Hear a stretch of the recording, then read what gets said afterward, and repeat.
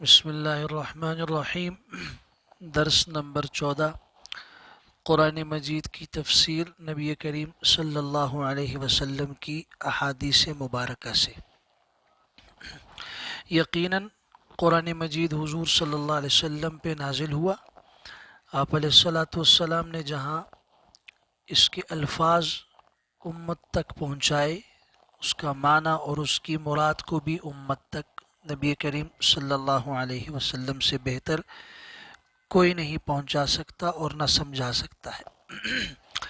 اسی لیے سورۃ النساء کی آیت نمبر 105 میں ہے، اِنَّا أَنزَلْنَا إِلَيْكَ الْكِتَابَ بِالْحَقِّ لِتَحْكُمَ بَيْنَ النَّاسِ بِمَا أَرَاكَ اللَّهُ، بے شک ہم نے قرآن مجید کو آپ کی طرف نازل کیا حق کے ساتھ، تاکہ آپ لوگوں کے درمیان فیصلہ فرمائیں جیسا کہ اللہ نے آپ کو دکھایا ہے، سکھایا ہے۔ اس سے معلوم ہوا کہ لتحکم کا لفظ بتا رہے آپ فیصلہ فرمائیں۔ یہ آیت بتا رہی ہے کہ نبی کریم صلی اللہ علیہ وسلم قرآن مجید کو لوگوں کے سامنے بیان فرمائیں گے اور اس کی وضاحت فرمائیں گے۔ سورہ نحل کی آیت 44 میں بھی وَأَنزَلْنَا إِلَيْكَ الذِّكْرَ لِتُبَيِّنَ لِلنَّاسِ مَا نُزِّلَ إِلَيْهِمْ وَلَعَلَّهُمْ يَتَفَكَّرُونَ، ہم نے آپ کی طرف قرآن اتارا تاکہ آپ لوگوں کے سامنے بیان کریں، واضح کریں جو ان کی طرف اتارا گیا، اور تاکہ وہ غور و فکر کریں۔ لِتُبَيِّنَ کا لفظ بتا رہا ہے کہ نبی کریم صلی اللہ علیہ وسلم قرآن کی تشریح جو بیان فرمائیں گے وہ امت کے لیے قابل عمل ہوگی، واجب العمل ہوگی۔ سورۃ النحل ہی کی آیت 64 ہے، وَمَا أَنزَلْنَا عَلَيْكَ الْكِتَابَ إِلَّا لِتُبَيِّنَ لَهُمُ الَّذِي اخْتَلَفُوا فِيهِ، ہم نے آپ کے اوپر قرآن مجید کو نازل کیا تاکہ آپ ان لوگوں کے لیے بیان کریں جس چیز میں وہ اختلاف کر رہے ہیں۔ اسی طرح سورہ قیامہ کی آیت میں ثم ان علینا بیانہ، یہ سب آیتیں یہی بتا رہی ہیں کہ رسول اللہ صلی اللہ علیہ وسلم صرف قرآن مجید کے الفاظ ہی کو اللہ کی طرف سے امت تک پہنچانے کے لیے نہیں، بلکہ ان کا معنی اور مفہوم بھی نبی کریم صلی اللہ علیہ وسلم بیان فرمائیں گے۔ اسی لیے رسول اللہ صلی اللہ علیہ وسلم نے فرمایا بھی، جو سنن ابو داود اور مسند احمد کی روایت میں ہے، الا انما اوتیت القرآن ومثلہ معہ، لوگو سنو مجھے قرآن مجید دیا گیا اور اس کے ساتھ اور یعنی سنت دی گئی۔ سورۃ الجمعہ کی آیت نمبر 2 اور قرآن مجید کی متعدد مقامات کی آیات بھی جس میں نبی کریم صلی اللہ علیہ وسلم کا مشن نبوت اور آپ کی جو رسالت کے مقاصد ہیں اور ذمہ داریاں ہیں ان کو بیان کیا گیا۔ هو الذی بعث فی الامیین، اللہ وہی ذات ہے جس نے امی لوگوں میں بھیجا، رسولا منہم، انہی میں سے ایک رسول، یتلو علیہم آیاتہ ویزکیہم ویعلمہم الکتاب والحکمہ وإن كانوا من قبل لفی ضلال مبین۔ اس پیغمبر صلی اللہ علیہ وسلم کی ذمہ داریوں میں سے تلاوت آیات ہے اور تزکیہ نفوس ہے اور کتاب اور حکمت کی سنت کی تعلیم دینا ہے۔ تو حضور صلی اللہ علیہ وسلم کی ذمہ داریوں میں سے ہے کہ وہ آپ علیہ الصلاۃ والسلام امت کو جہاں آیات پہنچائیں، پڑھ کے سنائیں، ان کا تزکیہ کریں، ان کو آیات کی تعلیم بھی دیں اور حکمت کی تعلیم بھی دیں۔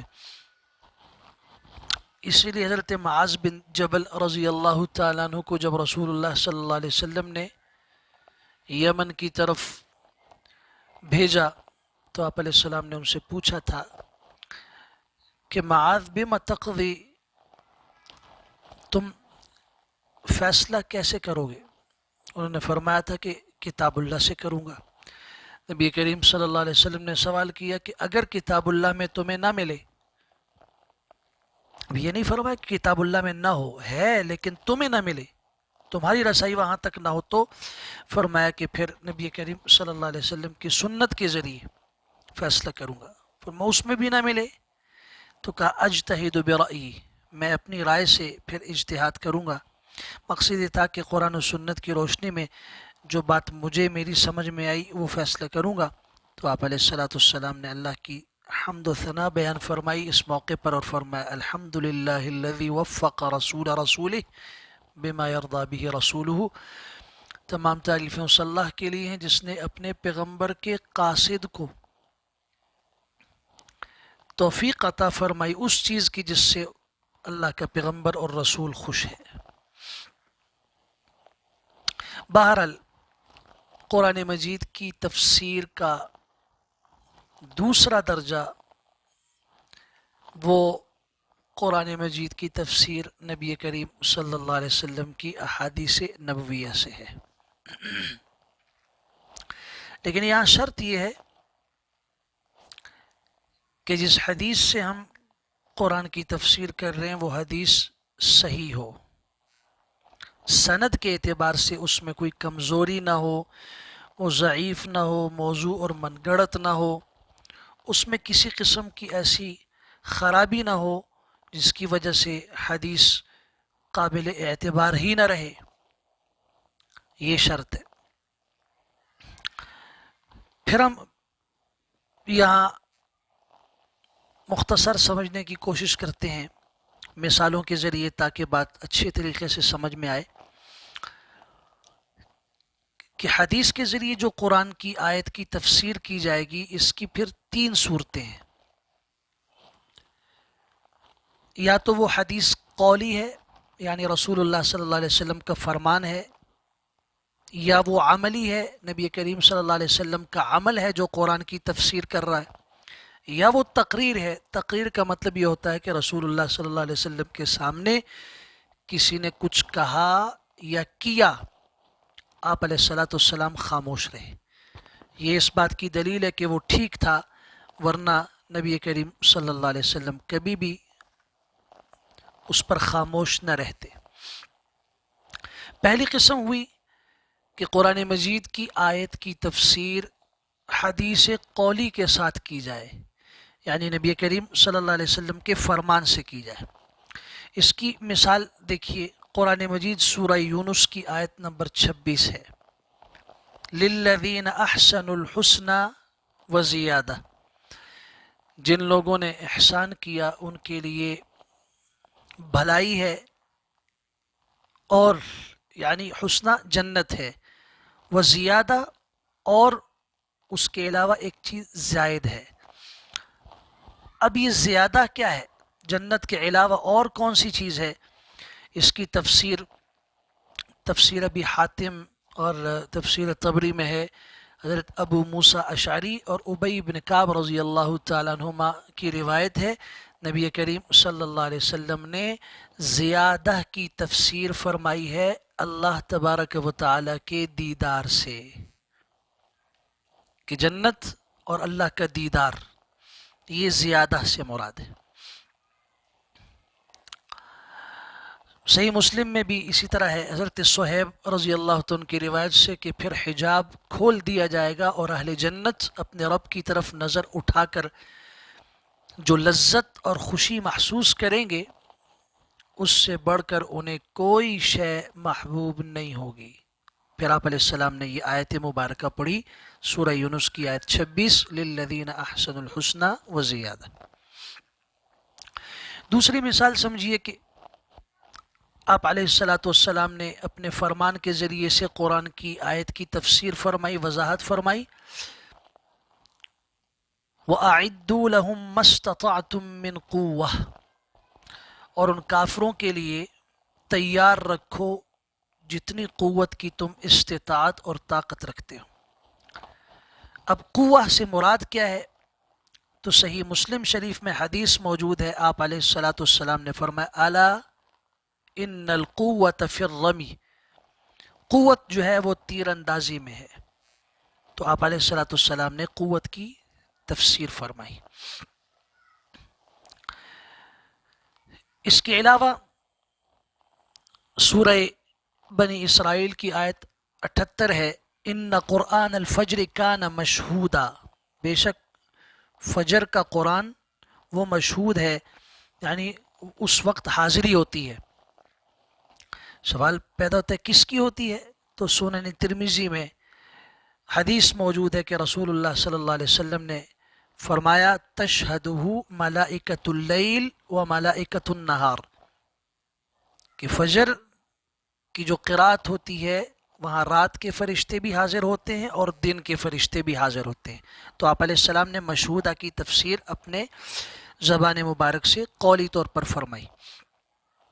اسی طرح سورہ بقرہ کی آیت ہے ادخلوا الباب سجدا وقولوا حطہ نغفر لکم خطایاکم وسنزید المحسنین،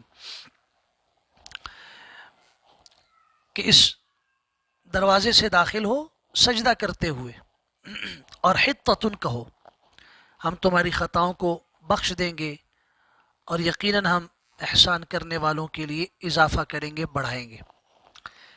تو رسول اللہ صلی اللہ علیہ وسلم نے اس کی تفسیر فرمائی جو آگے اگلی آیت میں ہے فبدل الذین ظلموا، ظالموں نے اس بات کو بدل دیا. کیا کیا انہوں نے؟ تو بخاری اور مسلم شریف دونوں میں یہ حدیث موجود ہے کہ رسول اللہ صلی اللہ علیہ وسلم نے فرمایا فبدلوا فدخلوا الباب يزحفون على استاہهم وقالوا حبۃ فی شعرۃ، کہ نبی کریم صلی اللہ علیہ وسلم نے فرمایا انہوں نے اللہ کے اس کی طرف سے بتائے ہوئے قول کو بھی اور فعل کو بھی بدل دیا. ان کو حکم تھا کہ زبان سے حطۃ کہو، انہوں نے حبۃ فی شعرۃ کہنا شروع کیا، اور ان کو کہا کہ سجدہ کرتے ہوئے داخل ہو، تو یہ اپنے سرینوں کے بل گھسٹتے ہوئے اس شہر کے دروازے سے داخل ہوئے. یہ حدیث نبوی سے قرآن مجید کی آیت کی تفسیر کی پہلی قسم کہ نبی کریم صلی اللہ علیہ وسلم کا فرمان مبارک. دوسری قسم یہ ہے کہ آپ علیہ الصلوۃ والسلام کے عمل کے ذریعے سے قرآن کی کسی آیت کی تفسیر ہو. چنانچہ ایسا بہت ہے، قرآن مجید نے حکم دیا اقیموا الصلاۃ وآتوا الزکاۃ، نماز قائم کرو، زکوٰۃ ادا کرو. یہ قرآن نے حکم دیا وَأَتِمُّوا الْحَجَّ وَالْعُمْرَةَ لِلَّهِ، حج اور عمرہ اللہ کے لیے ادا کرو.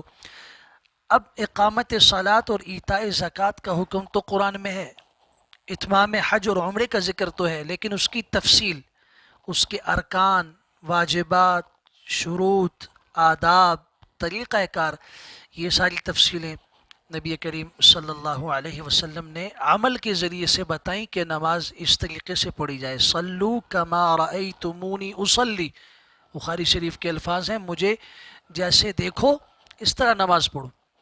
اسی طرح آپ علیہ الصلوۃ والسلام نے زکوٰۃ کا نصاب بیان فرمایا، حج اور عمرے کا طریقہ بیان فرمایا عمل کے ذریعے. تو یہ بھی حدیث ہے، حدیث عملی کے ذریعے سے قرآن مجید کی آیت کی تفسیر. تیسری قسم اس کی ہے کہ حدیث نبوی جو قرآن کی تفسیر کر رہی ہو وہ تقریر ہو. تقریر کا مطلب کسی صحابی نے کہا یا کیا، آپ علیہ الصلوۃ والسلام اس پہ خاموش رہے. اس کی مثال بہترین ہمارے سامنے حدیث ہے مسند احمد بن حنبل میں، لما نزل قوله تعالى وأقم الصلاة طرفي النهار وزلفا من الليل إن الحسنات يذهبن السيئات ذلك ذكرى للذاكرين، سورہ ہود کی آیت 114. ایک آدمی سے غلطی ہو گئی، بعض روایت میں اس کی تفصیل ہے کہ اجنبی عورت کو بوسہ دے دیا، اور جس نے دیا اس کا نام ابو الیسر تھا. اس کے بارے میں وہ حضور صلی اللہ علیہ وسلم کی خدمت میں حاضر ہوا کہ میرے لیے اب کیا حکم ہے، میں اپنی غلطی کے اوپر شرمندہ ہوں. تو سورہ ہود کی آیت 114 نازل ہوئی جس میں حکم دیا کہ دن کے دونوں اطراف میں نماز قائم کرو، رات کے حصے میں بھی، یہ نیکیاں جو ہیں یہ برائیوں کو ختم کر دیتی ہیں۔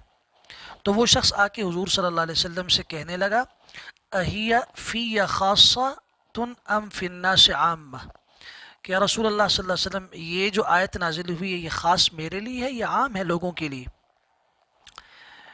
تو وہاں حضرت عمر رضی اللہ عنہ بھی موجود تھے، انہوں نے فرمایا کہ لا ولا نعمت لک خاصہ بل ہی للناس عامہ، کوئی نعمت وہ صرف تمہارے لیے خاص نہیں ہے بلکہ تمام لوگوں کے لیے۔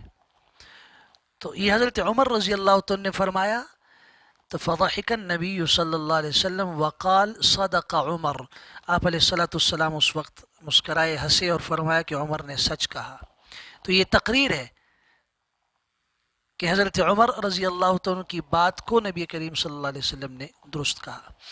اسی طریقے سے مسند احمد ہی کی روایت ہے اور سنن ابی داود میں بھی ہے، حضرت عمرو بن عاص رضی اللہ عنہ فرماتے ہیں کہ غزوہ ذات السلاسل یہ ایک غزوہ تھا، شدید ٹھنڈی رات میں مجھے احتلام ہوا اور مجھے غسل کی حاجت پیش آئی۔ وہ فرماتے ہیں کہ فاشفقت ان اغتسلت ان اہلک یا اہلک، مجھے ڈر لگا کہ اگر میں نے غسل کیا تو میں ہلاک ہو جاؤں گا، تو میں نے تیمم کر لیا، فتیممت ثم صلیت باصحاب الصبح، پھر میں نے اپنے ساتھیوں کو فجر کی نماز پڑھائی۔ انہوں نے نبی کریم صلی اللہ علیہ وسلم کے سامنے یہ بات ذکر کر دی، تو آپ علیہ الصلوۃ والسلام نے پوچھا یا عمر صلیت باصحابک وانت جنب، عمر تم نے اپنے ساتھیوں کو نماز پڑھائی، امامت کروائی حالانکہ تم جنابت کی حالت میں تھے؟ تو پھر میں نے وہ قصہ سارا جو پیش کر دیا کہ دراصل کس وجہ سے میں نے غسل نہیں کیا، اور میں نے کہا کہ میں نے اللہ تعالیٰ کا فرمان سنا ہے کہ وَلَا تَقْتُلُوا أَنفُسَكُمْ إِنَّ اللَّهَ كَانَ بِكُمْ رَحِيمًا، اپنے آپ کو قتل نہ کرو، ہلاک نہ کرو، اللہ تعالیٰ تم پر بڑا رحم کرنے والا ہے۔ تو اس بات پر فضحک رسول اللہ صلی اللہ علیہ وسلم ولم یقل شیئا، نبی کریم صلی اللہ علیہ وسلم ہنسے اور آپ نے کچھ بھی نہیں کہا۔ تو یہ بھی حدیث ہے۔ بہرحال حدیث نبوی کی تینوں صورتیں قولی ہوں، عملی ہوں یا تقریری ہوں، یہ قرآن مجید کی تفسیر میں معتبر ہیں، اور قرآن مجید کی آیات ہم نے شروع میں بیان کی، ان کی روشنی میں واجب العمل ہیں، بشرطے کہ حدیث نبوی صحیح ہو اور وہ کسی ایسی علت سے اور ایسی کمزوری سے پاک ہو کہ جس کی وجہ سے حدیث کے اوپر کمزوری کا شائبہ پیدا ہوتا ہے اور وہ حجت اور دلیل نہیں بن سکتی۔ والسلام علیکم ورحمۃ اللہ وبرکاتہ۔